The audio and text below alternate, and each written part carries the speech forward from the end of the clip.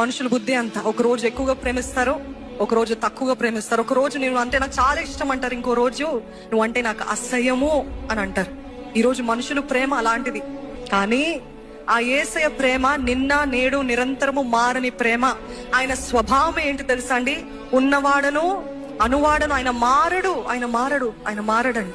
దాన్ని బట్టి మనకి ఈ రోజు అందుకే నేను నమ్మగలుగుతున్నాం దేవుని. ఆయన నిన్న ఎలాగున్నాడు ఈ రోజు అలాగే ఉంటాడు, ఈ రోజు ఎలాగున్నాడు తర్వాత నిరంతరం అలాగనే ఉంటాడు. కాబట్టి నాకు ఫెయిత్ ఉంది, విశ్వాసం ఉంది, ఆ నమ్మకం ఉంది. నా దేవుడు నేను ఎంత పాపినైనా, నేను పాపిగా ఉన్నప్పుడు ఎలాగ ప్రేమించాడు, ఈ రోజు రక్షించబడి నీతిమంతుడిగా మారిన తర్వాత కూడా అలాగే ప్రేమిస్తాడు. అందరిని బట్టి ఆయనని స్తుతించాలండి.